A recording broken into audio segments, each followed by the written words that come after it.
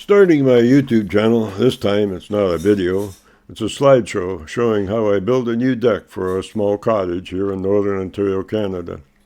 The cottage you see in the pictures used to be a small gift shop, but when the virus hit and not knowing what was going to happen, we decided to make it into a cottage. I do have some pictures from start to finish, how we changed things around on the inside, and we'll show you how we did that in another slideshow down the road a way. But in this slideshow, I'm building our new deck.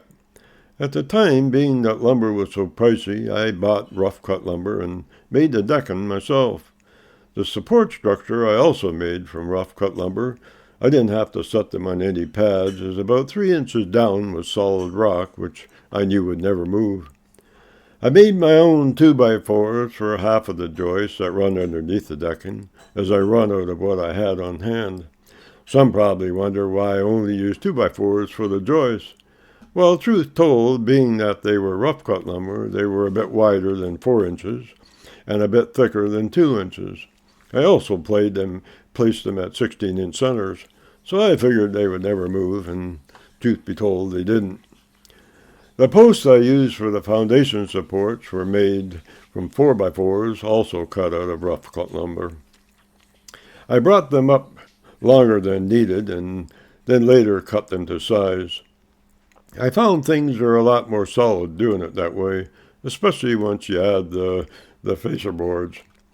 For the deck boards, I first cut the boards to length and width, and then sanded them down slightly with my hand sander, leaving them a touch rough so they wouldn't be as slippery, but not so rough that it would make it hard to put on a couple coats of sealer.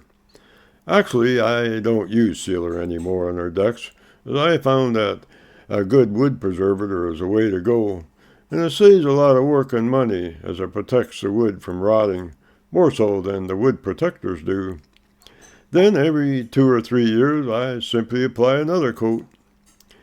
It should also be noted that I made sure to apply a generous coat of wood preservator to all the posts and the underside of the deck boards before installing them or placing them on the ground. You could call it preventative maintenance. When all said and done, my lovely wife decided instead of a railing to go around the deck, we would use an old rope we had on hand. Actually, it was an old hay rope that people used years ago to haul hay off the hay wagons up into the top of the barns. The rope was around 50 feet long, which actually turned out to be a bit more than we actually needed, which worked out pretty good. Once we finished the deck, my wife and I worked on the landscaping, set up the barbecue, and took a moment to relax. It was a job well done.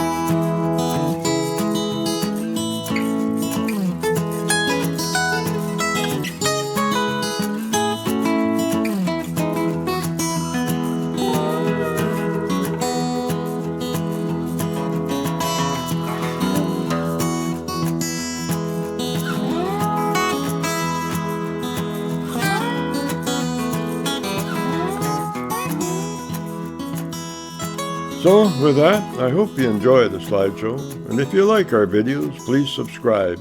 It would really help a lot. Until the next time, you all take care.